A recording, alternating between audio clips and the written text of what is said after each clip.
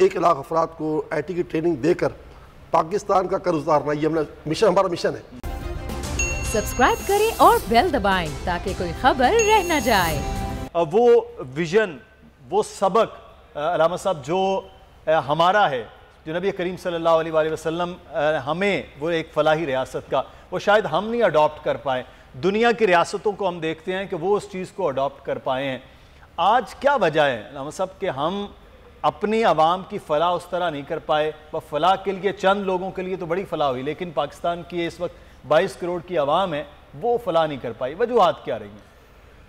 बिस्मिल्लाहिर्रहमानिर्रहीम। अल्लाह ताला का शुक्र है कि आपने एक ऐसा मौजू जो है बयान किया कि जिसकी ज़रूरत आज जितनी है शायद पहले कभी न थी। देखिए, इस्लाम ने एक बहुत अजीमुशान तस्वुर दिया है और वो है अपने ख़ानदान को ढांपना। ज़कात जो कि एक फ़रीज़ा है और उसमें इस्लाम ने अहकामात जारी किए हैं कि ज़कात जो है उसी को दी जाएगी कि जो ज़कात का मुस्तहिक़ होगा, वरना ज़कात आपकी बातिल हो जाएगी। यानी अदा ऐसे नहीं कि आंखें बंद करके आप ज़कात दे दें। लेकिन इसमें इस्लाम ने ये कहा कि सबसे पहले तुम जो है अपने भाई को देखोगे, बहनों को देखोगे, भतीजों को देखोगे, भांजों को देखोगे, खाला को देखोगे, फूफी को देखोगे, और अपने ख़ानदान के अतराफ़ दादा दादी को, नाना को छोड़ देंगे, माँ बाप को छोड़ देंगे, बीवी बच्चों को छोड़ देंगे। बकिया इन लोगों को आप ख़ुद ही अगर आप ज़कात देने के लायक हैं और ज़कात लेने के ये मुस्तहिक हैं, तो सबसे पहले इनको तुम ढांप लो और इनको ये मत बताना ज़कात है। इनको ये कहना कि मेरी तरफ से आपको हदिया है, तोहफ़ा है, ईदी है, ख़र्चा है। तो सबसे बुनियादी बात हम लोगों ने छोड़ दी कि हमने अपने अतराफ़ के यहाँ अकरवा परवरी नहीं है। ऐसे आम तौर पर इसको देखा जाए तो यार सब अपने आप को बांट रहे, दूसरों को क्या होगा। हर शख्स किसी न किसी ख़ानदान से जुड़ा हुआ है। तो एक तरीका था जो पहले रसूल अकरम सल्लल्लाहु अलैहि वसल्लम के ज़माने में क्या था, ज़कात बैतुल माल जमा होती थी और फिर वो एक ईमानदारी के साथ तकसीम होती थी। अब चूँकि वो मामलात बहुत ज़्यादा दूर हो गए हमसे, नतीजतन आज रियासत की ज़िम्मेदारी ये है कि सबसे पहले तो जो है ज़कात की तशहीर बढ़ करे, रियासत लोगों को कहे कि तुम अपनी ज़कात निकालो। अब जबरन बैंक से ज़कात ले ली जाती है, फिर इसके बाद ज़कात जो तकसीम हो रही होती है उसमें ये बकौल आया, हो सकता है गलत हो, कि अंधा बांटे रेवड़िया अपने अपनों को। तो इस तरह रियासत नहीं बनेगी। इमरान खान साहब से मेरी 6-7 मुलाकातें हो चुकी हैं और उस मुलाकात में जो बातें इनकी हैं रियासत की कि भाई रियासत मदीना, तो मैंने हज़रत फ़ारूक आज़म रज़ियल्लाहु अन्हु का हवाला दिया कि जब 9 महीने क़हद आया मदीने पाक में, ये अल्लाह ताला की तरफ आजमाइश थी। तो उस वक्त हज़रत उमर फ़ारूक रज़ियल्लाहु अन्हु जो गोरे चिट्टे थे माशाअल्लाह, उनका रंग काला पड़ गया और उन्होंने एक एक दिन में 60-60 हज़ार आदमियों को खाना खिलाया मदीने तैयबा में। तो जनाब आला, जब तक रियासत के बड़े मुसीबत को मुसीबत समझते हुए अपने आप पर कुछ पाबंदियाँ नहीं लगाएंगे, फिर मैंने इनको सब दुनिया देख रही थी उस वक्त, तो मैंने कहा आप तनख्वाह मत लें, ये सदका जारिया बनेगा। क्योंकि रसूल अकरम सल्लल्लाहु अलैहि वसल्लम ने जो रियासत मदीना बनाई थी, तो हज़रत अबू बकर सिद्दीक़ का ये हाल था कि एक मरतबा जब अपने घर पर आए तो खाने में 2 चीज़ें थी, सालन और हलवा। बेगम साहब से पूछा कि भाई ये तुमने हलवा कहाँ, किसने भेजा है? तो उन्होंने कहा कि किसी ने नहीं भेजा, आपको जो रोज़ीना मिलता है बैतुल माल से, उसमें से आज इतना बच गया था कि मैंने हलवा बना लिया। तो आपने जाते ही हलवे को हाथ तो नहीं लगाया, जाते ही अपने खादिम से कहा कि ख़बरदार हमारा इतना रोज़ीना कम कर दो। तो जनाब बात चलती ऊपर से, इमरान खान साहब को ये करना होगा कि अगर रियासत मदीना बनानी है तो अपनी तनख्वाह भी छोड़नी पड़ेगी, दूसरों को कायल करना पड़ेगा, फिर देखो कैसे रास्ते बन जाते हैं इंशाअल्लाह। ये एक बड़ा इंपॉर्टेंट है कि ऊपर से जो नीचे है वो इसका इफेक्ट आना चाहिए। लगारी साहब इस पे बात करते हैं। अली सरवर नकवी साहब ने हमें ज्वाइन किया जी, फॉर्मर एम्बेसडर हैं और चीन के दौरे के हवाले से, क्योंकि आज हमने बात करनी है। अली सरवर नकवी साहब आपको खुश आमदीद कहते हैं। नज़ीर लगारी साहब, ये जो ऊपर से फलाही रियासत जो है वो नीचे उस तरह करती है, ट्रिकल डाउन उसका, और ये फिर चीज़ होती है कि आप खुद ईमानदारी, तो हम किसी के सवाल नहीं उठा रहे हैं, लेकिन आप ईमानदार भी होते हैं, आप कुर्बानी भी देते हैं, चले हम लफ्ज़ इस तरह को वो देते हैं, फिर नीचे चीज़ें वो आती हैं, फिर वो चाइना हो या वेस्टर्न वर्ल्ड के ममालिक हों या फिर वो मदीना की असल रियासत की तस्वीर हो, वो तब नज़र आती है लगारी साहब। तो ये फिर इसका मतलब है, कहते हैं कि जी हुक्मरान ठीक होगा तो नीचे ठीक होंगे, तो अभी हमें अच्छे हुक्मरान की भी ज़रूरत है, शायद हम इंतज़ार कर रहे हैं। बहुत शुक्रिया। और ये तो एजाज़ की बात है कि मैं हज़रत मौलाना बशीर अहमद फ़ारूकी साहब के साथ बैठा हूँ और मेरा उनसे मुकालमा होता है, गुफ्तगू होती है, लेकिन मैं अपनी आंखें भी शर्म से नीचे रखता हूँ कि उनके सामने मुझे बात करते हुए एहतियात करनी पड़ती है। मेरे सामने इस वक्त मिसाक मदीना है। ये दुनिया में चूँकि दस्तयाब चीज़ है, इसको आप, इसकी पहली शिक है जी, सारे मुसलमान अपने आप को रज़ाकार समझेंगे। तो क्या हम लोग जो हैं उस तारीफ़ पर पूरे उतरते हैं उसकी पहली शिक के ऊपर। इस तरह जो दीगर शिकें हैं उन शिकों में बहुत चीज़ें हैं, तफसील से हैं, हर आदमी देख सकता है। ये रियासत तायुन करती है कि दीगर जो मज़ाहिब के लोग हैं उनके साथ आपका ताल्लुक़ कैसे होगा। और ख़ास तौर पर यहूदियों के बारे में भी कहा गया है कि एक दूसरे के हलीफ होंगे और किसी लड़ाई और सुलह की सूरत में दोनों एक दूसरे का साथ देंगे। हालात बदल चुके हैं, मदीना के जो उस वक्त के हालात थे आज वो हालात नहीं रहे हैं।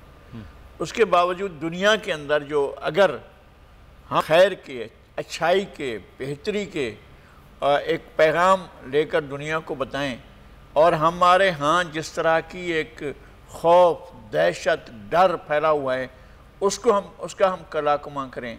ये नहीं कि हर शख्स के हाथ में हथियार हो और वो पूरे शहर को या पूरे मुल्क को या पूरे आबादी को यरगमाल बना ले, तो हमें उसका हाथ रोकना होगा। फिर ये होता है कि मिसाक मदीना एक कॉन्स्टिट्यूशन है, एक आइन है जो हुजूर अकरम की ज़िंदगी में हुजूर अकरम के अपने हाथ मुबारक से इसका नफूज हुआ, इस पर अमल किया गया। और इसके तकद्दुस ये है आइन का, जो मिसाक मदीना है, जब इसका वायलेशन हुआ, अगर कि हमारे यहाँ भी आइन का तकद्दुस है और आइन को हम बहुत मुक़द्दस चीज़ भी समझते हैं, उसके बारे में हमारे आर्टिकल भी हैं जो बेचारे पड़े रहते हैं, वो फ़ाल नहीं होते हैं। लेकिन इस मिसाक मदीना की जब खिलाफ वर्जी हुई है ग़ज़वाए अहज़ाब में जी, जो मुख्तलिफ हिज़्ब साथ मिलकर दिफा कर रहे थे, उसकी टोटल 6 महीने तक मुहासरा रहा मदीना मुनव्वरा का। और 6 महीने के मुहासरे के दौरान टोटल 6 कैजुअलिटीज़ हुई, 2 मुसलमानों की कैजुअलिटीज़ हुई और 4 जो हैं वो कुफार की तरफ से हुई। इसके बाद एक कबीला मैदान जंग से ये कहकर चला गया कि सामने हमारे रिश्तेदार हैं, हम उनके साथ नहीं लड़ेंगे और हम नहीं लड़ना चाहते उनके साथ, उससे हम इस कताल जदाल में शामिल नहीं होना चाहते। सही तय ये था, आइन की शिक ये कहती थी कि सब मिलकर मदीने का दिफा करेंगे।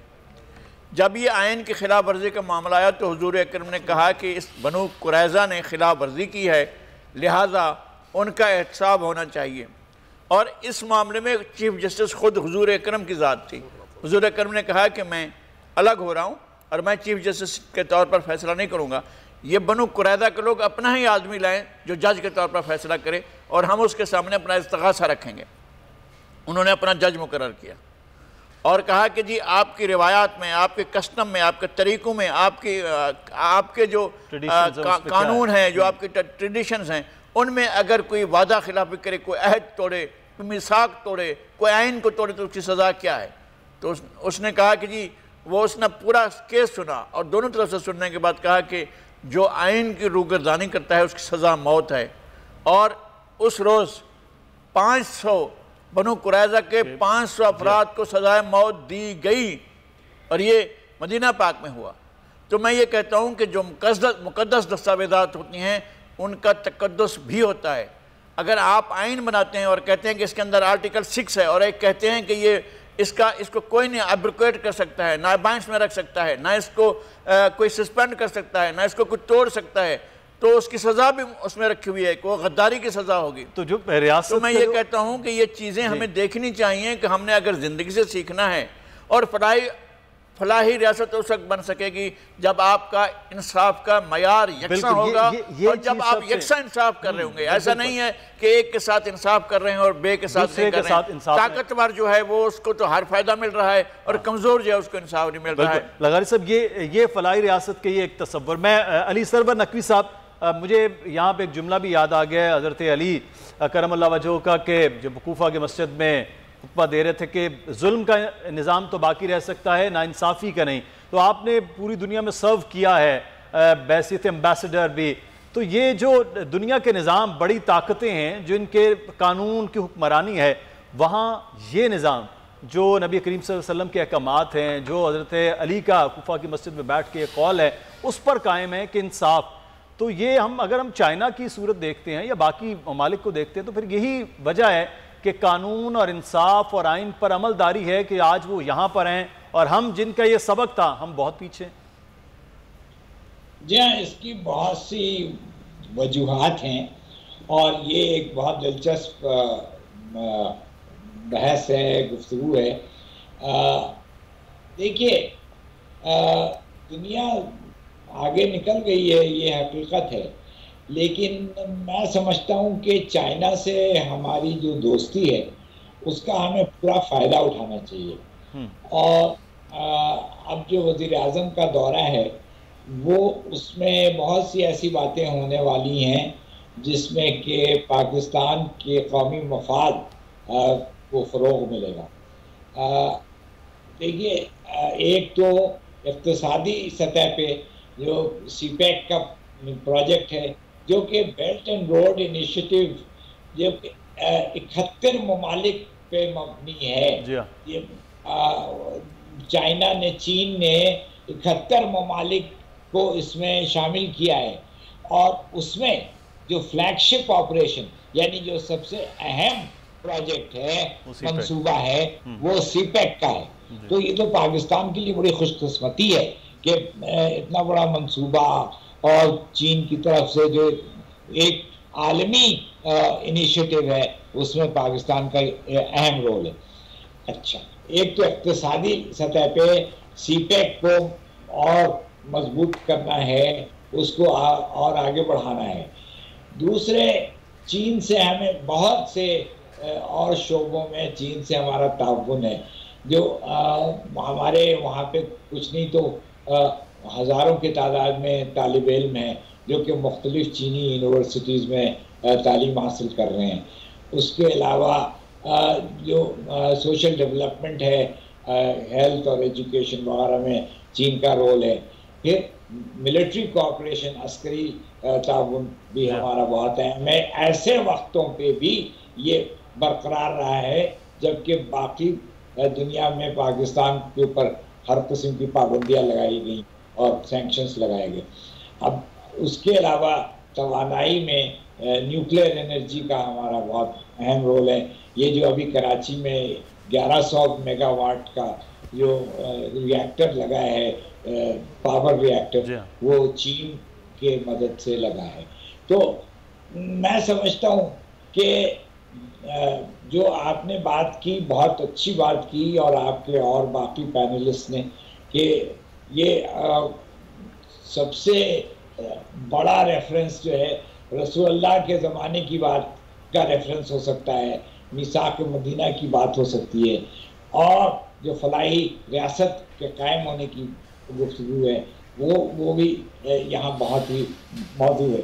तो मैं समझता हूँ कि चीन के साथ हम अपने रिवायत, अपनी तारीख़ और अपनी सोच के हिसाब से चीन से जिस हद तक हम कौमी मफाद को फ़ायदा पहुँचा सकें उतना ही अच्छा होगा। बिल्कुल, ये एक बड़ा अहम पॉइंट है कि वहाँ से वो चीज़ें जो हैं, क्योंकि इकनॉमिकली हम नुमान अब्दुल माजिद साहब वीक एक मुल्क हैं, उसकी भी बड़ी वजूहात हैं कि हमने उन चीज़ों को नहीं रखा और जो चीज़ें हमारे सामने हैं। अब हमें ऐसी सपोर्टिव एलिमेंट्स जो फलाही रियासत के तसव्वुर को लेकर ममालिक चल रहे हैं, चाइना उसकी एक मिसाल है, क्योंकि हमें सबसे ज़्यादा फ़ायदा और सबसे ज़्यादा कनेक्शन भी चाइना से हो सकता है। तो हम जहाँ जो चीज़ों की बात हो रही है, अभी अली सरवर नकवी साहब ने कहा कि वहाँ से ये हासिल हो सकता है।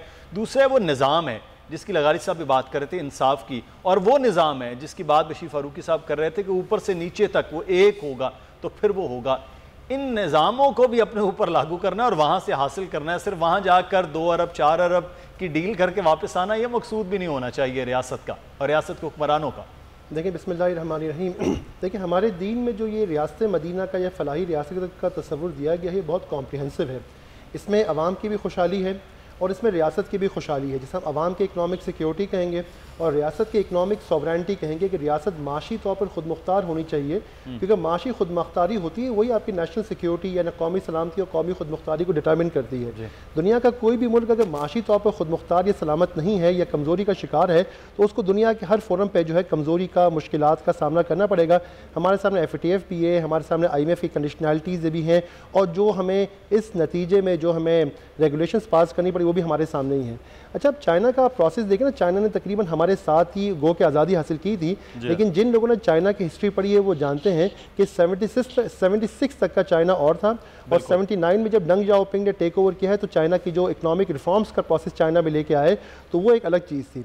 अब उसको हमारी जो अभी नेशनल सिक्योरिटी पॉलिसी जो लॉन्च हुई है, जिसमें कहा जा रहा है कि इकोनॉमिक सिक्योरिटी उसका कोर है, उसकी बुनियाद है, उसकी रोशनी में अगर आप देखें तो चाइना ने ये काम आज से 40 साल पहले किया था। उन्हें इस बात का अंदाज़ा हो गया था कि हम चाहे दुनिया की सबसे बड़ी कौम है आबादी के एतबार से, लेकिन अगर हम माशी तौर पर मुस्तहकम नहीं है, इकोनॉमिक सिक्योरिटी हमारी नहीं है, तो हम जो है कभी भी दुनिया की अजीम तरीन कौमों में शामिल नहीं हो सकते। तो फलाही रियासत है, फलाही रियासत का तस्वुर सिर्फ एक तो ये है कि अवामी सतह पर खुशहाली होनी चाहिए, लेकिन साथ साथ रियासत को भी इतना मजबूत होना चाहिए माशी तौर पर कि रियासत अपने फैसले खुद मुख्तारी के साथ कर सके, चाहे वो डिफेंस फ्रंट्स पर हो, चाहे डिप्लोमेटिक फ्रंट हो। और ये जो प्रोसेस है, आप देखिए दुनिया की कोई भी इकॉनमी होती है ना, वो 1 या 2 दिन में तरक्की नहीं कर जाती। 79 से लेकर आज तक का मतलब है कि 43 साल का प्रोसेस है। कम से कम आज जो आप पॉलिसीज़ बनाते हैं, इस पॉलिसीज़ के नताइज आने में 10 से 15 साल लगते हैं। आप एक इंडस्ट्री छोटी सी लगाने जाते हैं ना, तो छोटी इंडस्ट्री लगाने में 5 साल का प्रोसेस है, ज़मीन लेकर और फाइनेंसिंग अरेंज करके उसको ऑपरेशनल करके और प्रॉफिट बनाने में। तो अगर आपने पूरी इकॉनमी को चलाना है तो कम से कम 15 से 20 साल तक का प्रोसेस होता है। तो ये जो इकोनॉमिक सिक्योरिटी का तस्वुर है, जब तक हमारा डिसीजन मेकिंग प्रोसेस ऐसा नहीं होगा कि वो पॉलिटिकल वेगरी से पॉलिटिकल गवर्नमेंट, देखिए हमारे यहाँ मुस्लिम मुल्क में रहा क्या है, एक गवर्नमेंट आती है, कुछ प्रोजेक्ट्स को लॉन्च करती है, जब वो जाती है तो अगली गवर्नमेंट आकर उन प्रोजेक्ट्स को कैंसिल कर देती है, बिला मुबालगा, चाहे वो अच्छे हों गलत हो, ख़त्म कर दिए जाते हैं। तो देखिए इस प्रोसेस को हमें ख़त्म करना होगा। सब्सक्राइब करें और बेल दबाएं ताकि कोई खबर रह न जाए।